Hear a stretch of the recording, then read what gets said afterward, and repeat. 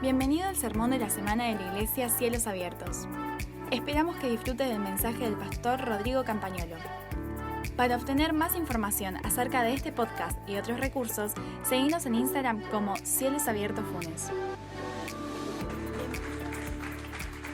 Amén. Amén. Quisiera que vayamos a la palabra.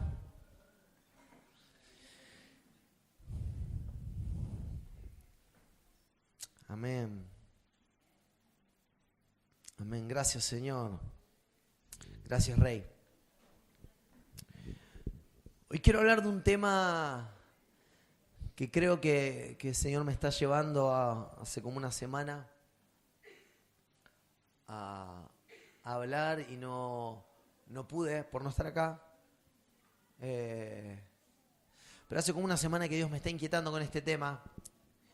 Y es el tema de las crisis de fe. Así que yo quisiera que pudiéramos orar, cerrar tus ojos y oramos. Señor, gracias por este tiempo, papá. Gracias por este tiempo, gracias, Señor. Gracias, Jesús, por todo lo que estás haciendo esta mañana, este año y cada mes que ha pasado. Señor, que hemos pasado en tu presencia, Señor, pero hoy no queremos quedar ajenos de lo que sigas haciendo. Por eso en el nombre de Jesús oramos para que esta palabra que hoy va a ser sembrada pueda caer en tierra fértil. Señor, este ayuno está preparando los corazones para más de lo que vos tenés, Señor. Por eso en el nombre poderoso de Jesús, yo oro para que esta palabra que vos estás trayendo pueda dar mucho fruto. Para que esta palabra que vos estás trayendo pueda, Señor, cambiar nuestras vidas, pueda cambiar nuestras maneras de pensar, nuestra manera de vivir, pueda cambiar absolutamente todo lo que pensamos acerca de vos, Señor, en el nombre poderoso de Jesús. En el nombre poderoso de Jesús. Oro por la palabra que hoy va a ser sembrada. Oro por la palabra, Señor, que vos querés hablar. Señor, que mi boca no pueda hablar otra palabra, sino solo lo que vos querés hablar. Y que nuestros oídos no puedan escuchar otra palabra, sino lo que vos querés hablar. En el nombre poderoso de Jesús. En el nombre poderoso de Jesús. Decimos, amén. ¿Cuánto trajeron Biblia? Yo quisiera que me acompañes a Lucas capítulo 24, verso 1 al 35.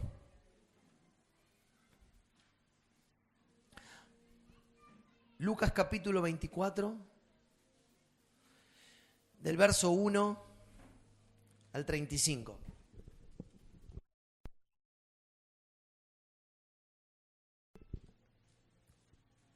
Aunque vos no lo creas, vamos a hacer los diplomas de los que vinieron a las clases de Biblia.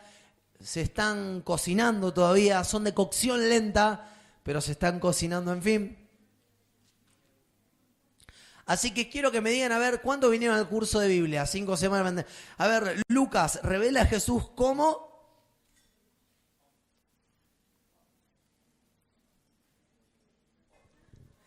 Lucas revela a Jesús como hombre. Muy bien, muy bien. Bien ahí, están atentos a la jugada. Y se ve que por eso para Lucas es tan importante este pasaje. ¿Qué dice en tu Biblia? Lucas capítulo 24, verso 13. ¿Tiene algún título? ¿Qué dice? En el camino de Emaús. ¿Sabes? Te pongo en contexto. La historia cuenta de que Jesús había muerto y ya había resucitado, pero algunos de sus discípulos todavía no lo habían visto y solo se guiaban por lo que algunos otros decían, ¿no? Yo no sé, algunos dicen que resucitó. Hay mujeres que afirman que resucitó, pero no puede ser. Murió, lo vimos morir, lo vimos en la cruz, lo vimos agonizar. Nadie puede haber sobrevivido a eso. Entonces, ese es el contexto. El contexto es de dos que se van de Jerusalén porque no creen en la versión de algunos otros que dicen que resucitó y se van a hacer sus cosas, se vuelven a sus trabajos, se vuelven a sus pueblos Y esta es una historia que para mí refleja de manera perfecta cómo son nuestras crisis de fe. ¿Cuántos han pasado alguna vez por una crisis de fe? Yo he pasado por crisis de fe. No me da vergüenza decirlo. No me da vergüenza decirlo. Yo he pasado por crisis de fe. Y dice así, aquel mismo día, 2 de ellos se dirigían a un pueblo llamado Emaús, a unos 11 kilómetros de Jerusalén. Iban conversando sobre todo lo que había acontecido. Sucedió que mientras hablaban y discutían, Jesús mismo se acercó y comenzó a caminar con ellos, pero no lo reconocieron, pues sus ojos estaban velados. ¿Qué vienen discutiendo por el camino?, les preguntó. Se detuvieron cabizbajos y uno de ellos, llamado Cleofás, le dijo: ¿eres tú el único peregrino en Jerusalén que no se ha enterado de todo lo que ha pasado recientemente? ¿Qué es lo que ha pasado?, les preguntó. Lo de Jesús de Nazaret. Era un profeta poderoso en obras y en palabras delante de Dios y de todo el pueblo. Los jefes de los sacerdotes y nuestros gobernantes lo entregaron para ser condenado a muerte y lo crucificaron. Pero nosotros abrigamos la esperanza de que era Él quien redimiría a Israel. Es más, ya hace 3 días que sucedió todo esto. También algunas mujeres de nuestro grupo nos dejaron asombrados. Esta mañana muy temprano fueron al sepulcro, pero no hallaron su cuerpo. Cuando volvieron, nos contaron de que se les habían aparecido unos ángeles, quienes les dijeron que Él estaba vivo. Algunos de nuestros compañeros fueron después al sepulcro y lo encontraron tal como habían dicho las mujeres, pero a Él no lo vieron. «Qué torpes son ustedes», les dijo, «y qué tardos de corazón para creer todo lo que se ha dicho, lo que han dicho los profetas. ¿Acaso no tenía que sufrir el Cristo estas cosas antes de entrar en su gloria?» Entonces, comenzando por Moisés y por todos los profetas, les explicó lo que se refería a Él en todas las Escrituras.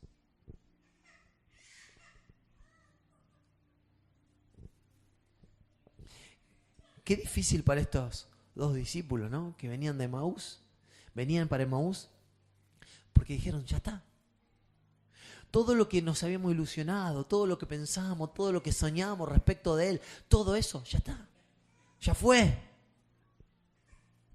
desapareció, no existe más. Fue todo un producto de nuestra imaginación, fue todo un producto de nuestra mente, fue todo un producto de nuestras esperanzas, pero ya no tenemos esperanza, porque se terminó todo, porque Él se murió. Así arrancan estos muchachos en el camino.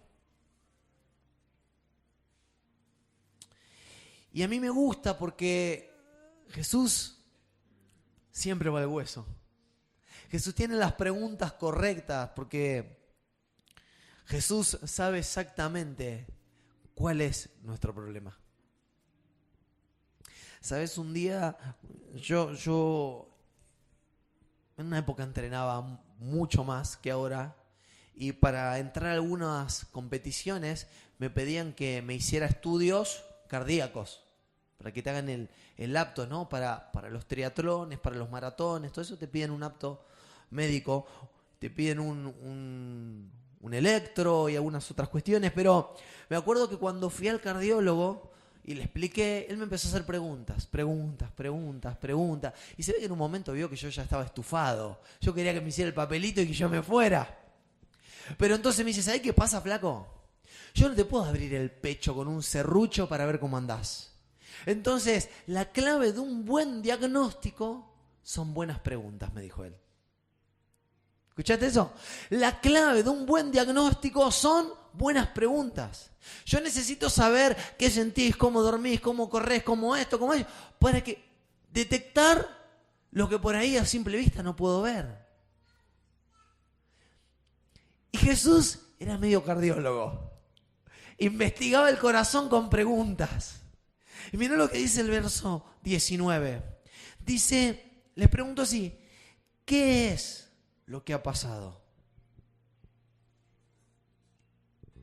Claro, ellos hablaban, discutían, venían discutiendo en el camino. Y le dice, ¿qué vienen discutiendo? Y ellos se detuvieron cabizbajo y uno le dijo, ¿eres tú el único peregrino en Jerusalén que no se ha enterado de todo lo que ha pasado? Y Jesús dice, para. ¿Qué es lo que ha pasado? ¿Qué es lo que... Quiero escuchar tu versión de lo que ha pasado. Porque los hechos son los mismos, pero quiero escuchar tu versión. ¿Qué es lo que vos viste? Después te voy a contar lo que yo vi, le dijo Jesús. Quiero escuchar tu versión de lo que está pasando. Quiero escuchar tu opinión de lo que está pasando. ¿Sabés por qué? Porque la clave de un buen diagnóstico son buenas preguntas. Contame tu versión de los hechos. Y él le dice, pero lo de Jesús de Nazaret era un profeta poderoso en obras y en palabras delante de Dios y de todo el pueblo. Los jefes de los sacerdotes y nuestros gobernantes lo entregaron para ser condenado a muerte y lo crucificaron. Le dije Jesús, ya está. Ya tengo un diagnóstico. Para que te lo receto acá. Crisis de fe. ¿Sabés qué es una crisis de fe? ¿Qué es para vos una crisis de fe?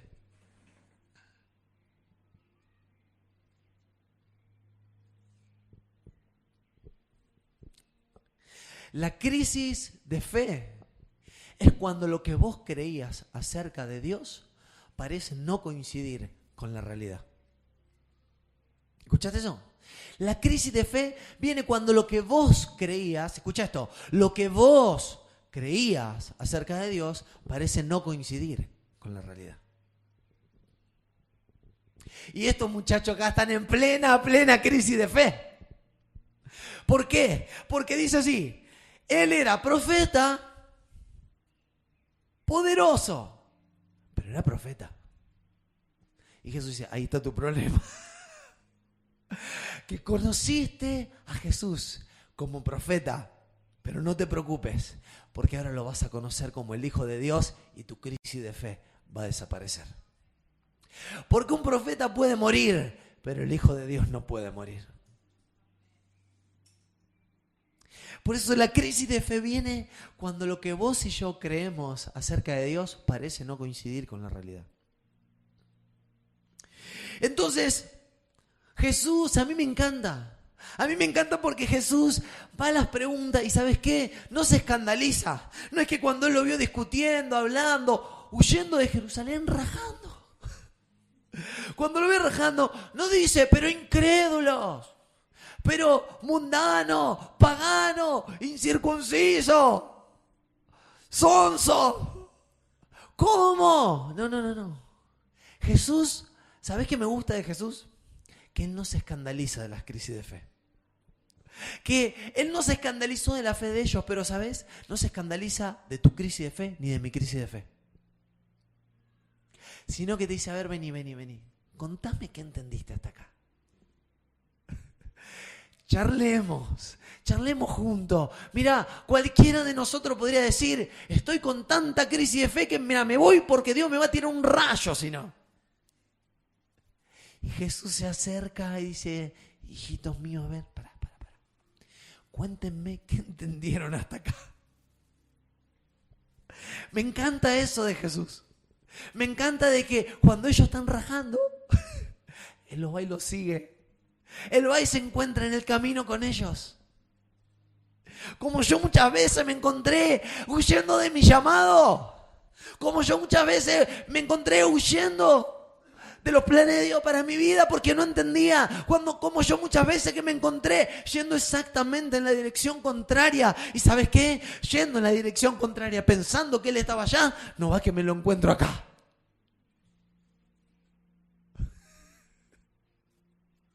Porque Él no se escandaliza de tus crisis de fe.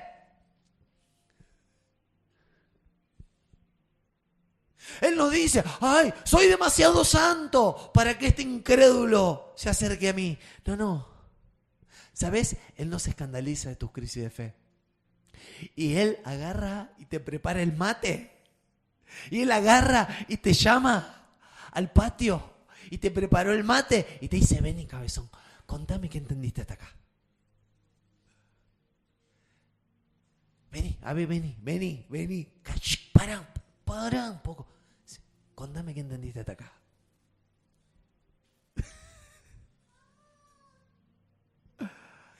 Él no se escandaliza de tus frustraciones. Él no se escandaliza de tus frustraciones, de tus angustias, de tus broncas, de lo mal que te pones cuando no entiendes las cosas. Ay, cuando no entiendes las cosas, ¿cómo se pone? Él no se angustia de tus emociones. Él no se angustia, Él no se aleja de tu cansancio, de tu frustración, de cómo estás, así como estás. Te dice, vení. Te preparó el mate, con esos 2 bizcochitos ahí. Te dice, vení. Contame qué entendiste hasta acá.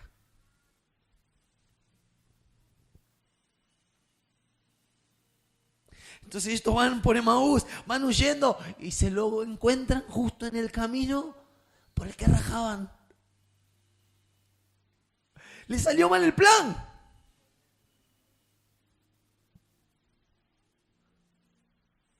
Mirá, cuando vos tenés una crisis de fe hay 3 caminos. Decí conmigo 3 caminos.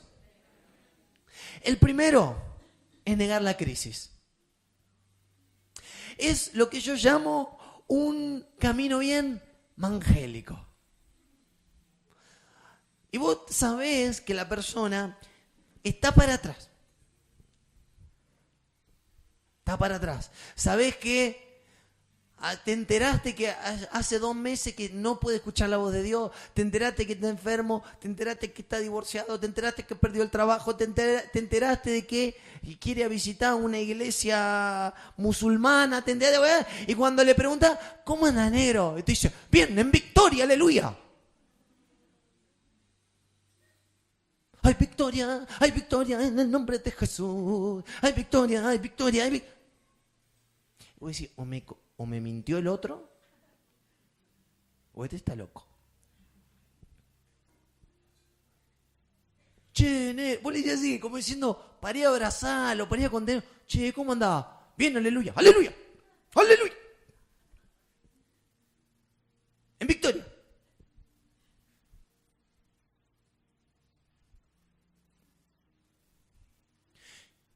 ¿Qué? En el gozo del Señor, aleluya. En el tercer cielo. Y vos te decís, por la duda no lo toco para no arruinarlo. Ya está. Orame. Quiero eso que vos tenés. Porque yo, con la mitad de todo eso, estaría derrapando. Pero es el primer camino, negar la crisis. Estamos en victoria, aleluya.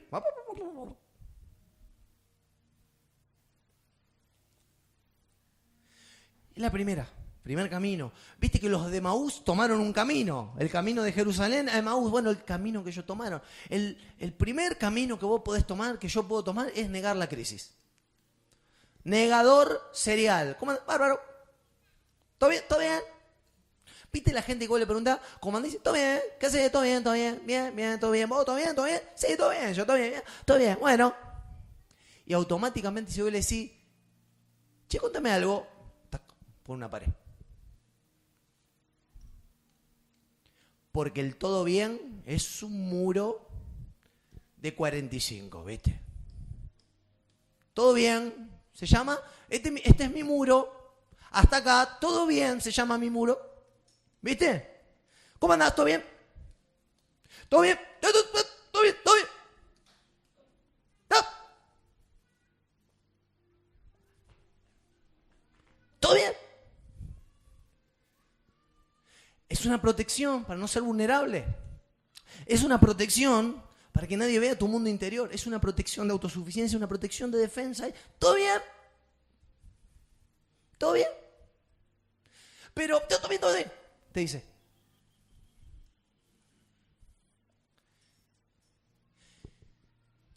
Primer camino, la negación.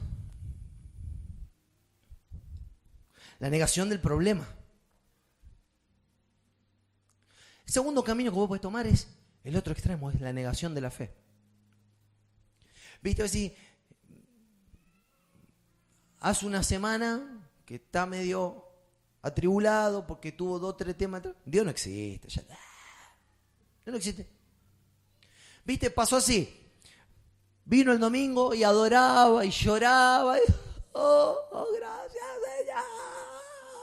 Moco, todo, completo. Y el lunes llegan y le dicen, mira, hay una reducción de personal, así que para no echarte te vamos a reducir las horas extras. Ah, Dios no existe. Ya está, no, si Dios existiera con lo que yo lo lavé ayer, con los 16 pesos con 50 centavos que puse en la ofrenda, no puede ser. Segundo camino. El primero es negarle el problema. El segundo es negar la fe. Y somos así, somos como un ping-pong. Vamos de un lado, vamos para el otro, vamos de un lado, vamos para el otro. Yo lo miro, yo creo que el Señor mira así, dice, y los ángeles dicen, ¿qué haces? Te está yendo para todo. No lo toquen, por las dudas no lo toquen, porque no sabemos para dónde puede arrancar hoy. Somos así. O negamos el problema o negamos la fe. Somos una montaña rusa emocional muchas veces. Pero yo creo que ni un camino es el correcto, el camino del todo bien. No. Pero tampoco el otro.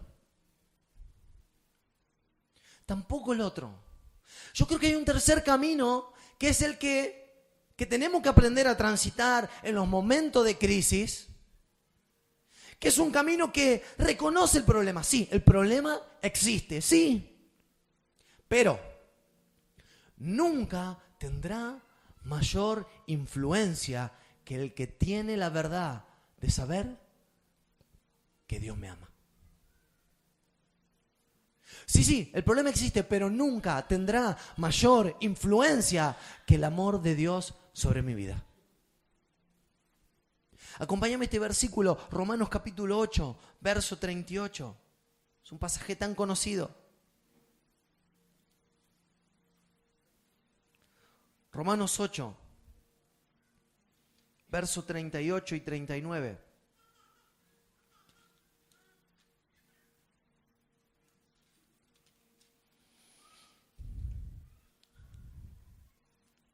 Dice, pues, estoy convencido que ni la muerte, ni la vida, ni los ángeles, ni los demonios, ni lo presente, ni lo porvenir, ni los poderes, ni lo alto, ni lo profundo, ni cosa alguna en toda la creación podrá apartarnos del amor de Dios que nos ha manifestado en Cristo Jesús, nuestro Señor.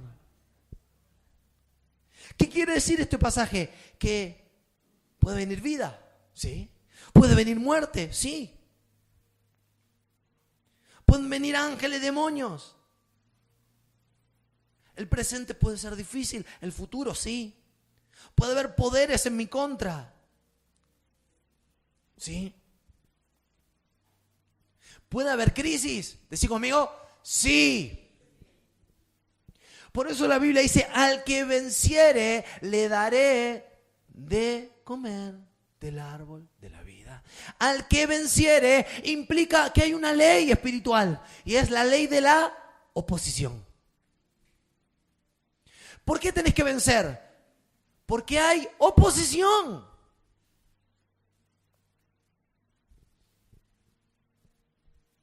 ¿En tu vida y en mi vida habrá oposición? Sí. ¿Habrá dificultades? Por supuesto. ¿Negar las dificultades es el camino correcto? No, no lo es. ¿Negar la fe tampoco? El camino correcto es reconocer las dificultades, pero nunca darle mayor influencia que el amor de Dios manifiesto en Cristo Jesús. Ese es el camino que tenemos que transitar. ¿Saben? Muchas veces nosotros hemos pasado crisis de fe porque lo que hemos orado no vino como nosotros lo esperábamos. ¿Cuánto le pasó eso alguna vez? Que vos oraste por algo y eso no ocurrió. A mí me pasó un montón de veces. Que Dios tenía que hacer algo en mi vida, que Dios tenía que hacer algo con mi familia, que Dios tenía que hacer algo con mi trabajo, que Dios tenía que hacer algo con mi hijo, que Dios tenía que hacer algo. Oraste, pensaste, creíste que Dios lo iba a hacer así y Dios no lo hizo. Decime si no te pasó alguna vez. Si no te pasó, porque no oraste nunca. Hay veces que vienen crisis en nuestra vida. ¿Por qué? Porque Dios no actuó como esperaba. Dios no actuó como esperaba, entonces Él ya no es como yo pensaba.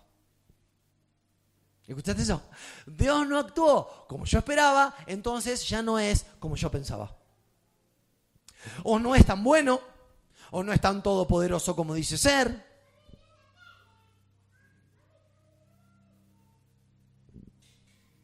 Las crisis de fe vienen cuando nosotros esperábamos que Dios actuara de una manera y no lo hizo, y por lo tanto ahora creemos que ya Dios no es como nosotros pensábamos. Qué feos son esos momentos, ¿no? Qué desafiantes son los momentos, ¿sí o no? Pero ¿querés que te diga algo? Escuchá esto lo que te voy a decir.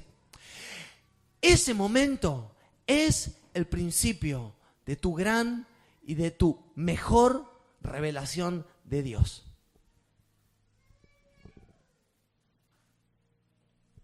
¿Sabés por qué? Porque es cierto. Dios no es como vos pensabas. Dios no es como vos pensabas. Pero no es que Él no es tan bueno. Pero no es que Él no es tan poderoso. Dios no es como vos pensabas, pero estás a punto de conocer al Dios que verdaderamente Él es. A los discípulos de Emaús le pasó esto. Jesús no era como ellos pensaban. Era mejor. Dios no es como vos pensabas. Dios es mejor de lo que vos pensabas. ¿Escuchaste eso? Dios no es como vos pensás. Dios es mejor de lo que vos pensás. Marta y María están en el sepulcro y dicen, si vos hubieras estado acá, Él no hubiera muerto. ¿Qué le están diciendo? Si vos te hubieras tomado el tiempo, si vos hubieras sido tan bueno, si vos hubieras... Si vos fueras como yo pensé que vos tenías que ser. Y Jesús le dice, mis amigos, si creen, verán la gloria de Dios. ¿Qué le está diciendo? Si creen, van a ver al verdadero Dios. No al que vos tenías en tu imaginación, no al que vos te habías pensado, no al que vos te habías imaginado, no al que vos habías creado a tu imagen y semejanza. No. La Biblia dice, no nos hicimos nosotros mismos, vos nos hiciste. Hay veces que creamos a Dios a nuestra imagen y semejanza, pero es al revés. Nosotros fuimos creados por Él. Por eso, tu imagen de Dios se tiene que alinear no a tu imaginación, sino a la realidad. Y Él está a punto de revelarla. Por eso dice, si crees, verás la gloria de Dios. Si crees, verás mi verdadera naturaleza manifiesta en tu vida, pero tenés que creer. Tenés que creer. Mirá lo que dice 1 Samuel capítulo 5. Esto es algo muy interesante. 1 Samuel capítulo 5 cuenta la historia que los filisteos, los enemigos del pueblo de Israel, habían capturado el arca, se la habían llevado lejos. E Israel está llorando porque se llevan el arca, y peor aún, no solo que la tenían los enemigos, no solo que la tenían los filisteos, la habían puesto en el templo de otro Dios. ¿Escuchaste eso? Lo peor que te podías imaginar estaba ocurriendo. Dice así, después de capturar el arca de Dios, los filisteos la llevaron a Ebenezer, a Asdod, y la pusieron junto a la estatua de Dagón. en el templo de ese Dios. Verso 3. Al día siguiente, cuando los habitantes de Asdod se levantaron, vieron que la estatua de Dagón estaba tirada en el suelo, boca abajo, frente al arca del Señor. Así que se levantaron y la colocaron en su sitio. Va de vuelta, dijeron. Pero el día siguiente, cuando se levantaron, volvieron a encontrar la estatua tirada en el suelo, boca abajo, frente al arca del Señor. Pero acá, escucha esto, sobre el umbral estaba su cabeza y sus 2 manos separadas del tronco. Por eso hasta el día de hoy ninguno de los que entran en el templo de Dagón en Asdod pisan el umbral, ni siquiera los sacerdotes. El Señor descargó su mano sobre la población de Asdod y sus alrededores y los azotó con tumores.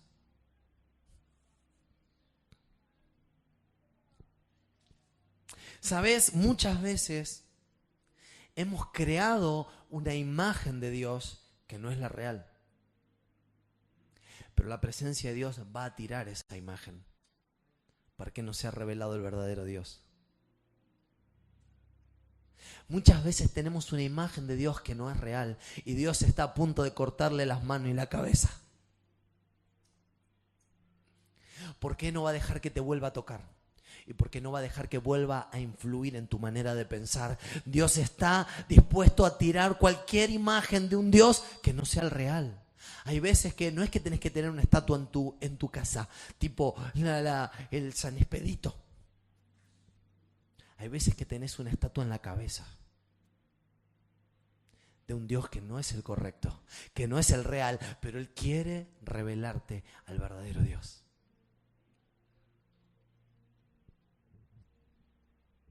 Él quiere revelarte al verdadero Dios. Hay veces que entramos en crisis de fe porque Dios no actúa como esperábamos, pero también hay veces que entramos en crisis de fe cuando no vemos en la iglesia la imagen de Cristo. ¿Escuchaste eso?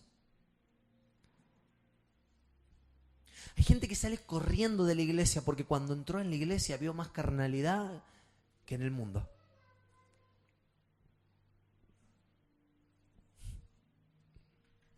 Yo te cuento mi historia, yo te cuento mi vida. Yo cuando digo, me fui a una congregación donde dije, acá me quiero llenar, acá quiero encontrar gente que me edifique, gente que me sume, gente que... Llego a la congregación y lo primero que hacen me invitan a un cumpleaños y cuando llego al cumpleaños estaban todos borrachos y agarrándose a trompadas. Bienvenido a la iglesia de Cristo.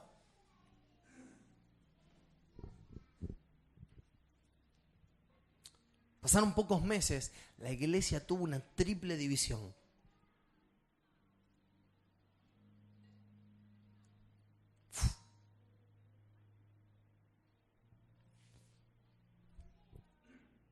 Hay veces que tenemos crisis de fe cuando no vemos en la iglesia gente que refleja verdaderamente el corazón de Dios.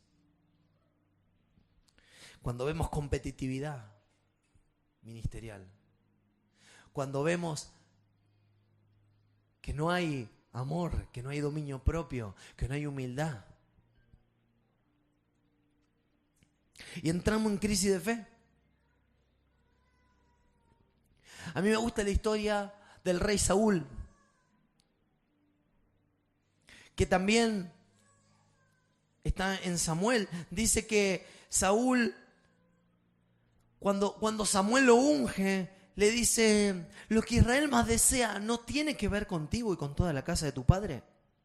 Y Saúl, que vivía en un pueblo que miraba todo, se guiaba todo por las apariencias, dice, ¿por qué me dices esto? Claro, Saúl responde desde el trauma, ¿no? Dice, ¿por qué me dices esto? ¿No soy yo de la tribu de Benjamín, que es la más pequeña de Israel? Y no soy de la familia más insignificante de la tribu de Benjamín. O sea que sobre llovido mojado estaba Saúl. Si había alguien que no tenía oportunidad de ser rey, era él. Por eso en un momento se ve que Saúl está escondido detrás del bagaje. Porque se había crecido en un pueblo que se guiaba solo por las apariencias. Y entonces dijo, si por apariencia estamos hablando, estoy frito. Si por título, si por renombre, si por apellido. Estoy frito. Yo no puedo ser eso que Dios dice que tengo que ser. Pero ¿sabes? A mí me gusta que cuando Saúl lo unge, le dice, es el Señor quien te ha ungido para que gobiernes a su pueblo. Hoy mismo, cuando te alejes de mí, dice, verás a 2 hombres. Ellos te dirán, ya encontramos las burras que andabas buscando. Pero tu padre ya no piensa en las burras, sino que ahora está preocupado por ustedes y pregunta, ¿qué puedo hacer para encontrar a mi hijo? Lo primero que Samuel hace, restaura la relación con la familia. Dice más adelante, te encontrarás con 3 hombres que se dirigen a Betel para adorar a Dios. Uno de ellos lleva 3 cabritos, otro 3 panes y otro un odre de vino. Lo primero que hace Samuel, restaura la relación de Saúl con aquellos que adoran a Dios. Con los que adoran a través de Jesús, con los que adoran a través de la palabra, con los que adoran en el Espíritu. Lo primero que hace Samuel para decirle, si querés ser todo lo que podés ser, tenés que volver a conectarte profundamente con los que adoran a Dios. Dice, de allí llegarás a Gibeá de Dios, donde hay una guarnición filistea. Al entrar en la ciudad te encontrarás con un grupo de profetas que bajan del santuario en el cerro. Vendrán profetizando, precedidos por músicos que tocan liras, panderetas, flautas y arpas. Entonces el Espíritu del Señor vendrá sobre ti con poder y tú profetizarás con ellos. Lo primero que hace Samuel, no solo que lo conecta de vuelta con la familia, no solo que lo conecta con los que adoran a Dios, lo conecta con las palabras proféticas, los conectan con lo profético, lo conecta con la iglesia que en ese momento no existía. Por eso, si esta crisis de fe te está alejando de gente clave en tu vida, de esa gente que puede ser los que adoran a Dios y los que te inspiran a adorar, los profetas que tienen una palabra de parte de Dios, aquellos que tienen el pan de la palabra en sus vidas, aquellos que están conectados con el cielo, si esta crisis te ha alejado de ellos, cuidado, mi amigo.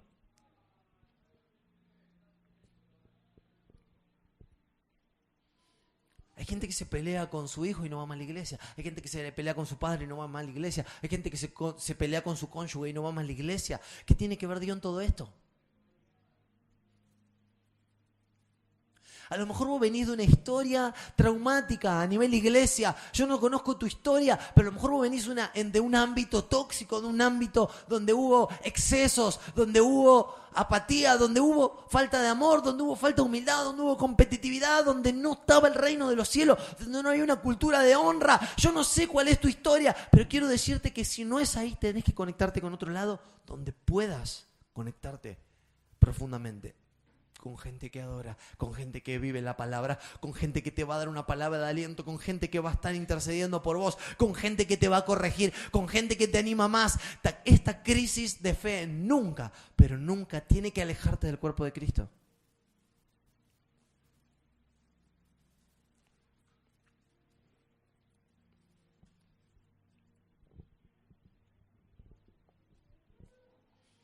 Todos pasamos por crisis de fe. Todos.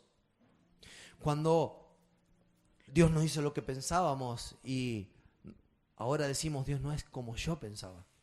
Todos pasamos por crisis de fe. Cuando alguien nos lastimó y no vimos en la iglesia lo que esperábamos ver de parte de Dios. Pero quiero decirte algo, mi amigo. El tercer camino es el que tenemos que tomar. De permitir que Dios expanda nuestra capacidad de verlo en medio de las crisis. Expandir nuestra mente para que nos sea revelado no el Dios que pensábamos, el Dios que Él verdaderamente era.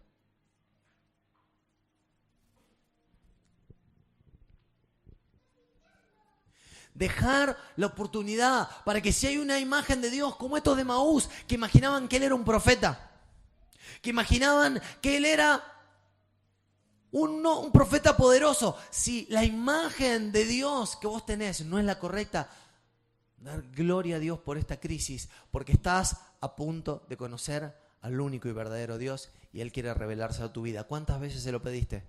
¿Cuántas veces dijiste, Señor, revelate a mi vida? Quiero decirte algo, y con esto voy terminando. Esta crisis te va a revelar al único y verdadero Dios, al que siempre Él fue. Pero quiero que sepas algo. Dios es mucho más hermoso de lo que creíste hasta hoy. Y su voluntad, no solo que es buena, sino que también es agradable y es perfecta. Romanos capítulo 12, verso 2. Con esta palabra voy a terminar. Dice, en el contexto de la transformación de la mente, dice, no se amolden al mundo actual, sino sean transformados mediante la renovación de su mente. Así podrán comprobar cuál es la voluntad de Dios, buena, agradable y perfecta. La voluntad de Dios es agradable. Un día lo vas a mirar y vas a mirar para atrás y vas a decir, valió la pena lo que sea que pase en esa crisis. ¿Por qué? Porque Dios sabe los planes que tiene acerca de nosotros. Son planes siempre de bien y no de mal. Y aunque vos hoy estés pasando un momento de crisis, aunque vos digas, Dios no es como yo pensaba, quiero decirte algo. La voluntad de Dios es buena, es agradable y es perfecta. Y cuando pases después de esta crisis, te vas a dar cuenta que Dios será mucho más hermoso de lo que habías imaginado. Amén. Dios te bendiga. Gracias por escuchar el Sermón de la Semana. Si este podcast semanal ha bendecido tu vida, no dudes en contactarnos. Y si puede bendecir a alguien más, compartilo. Hasta la próxima.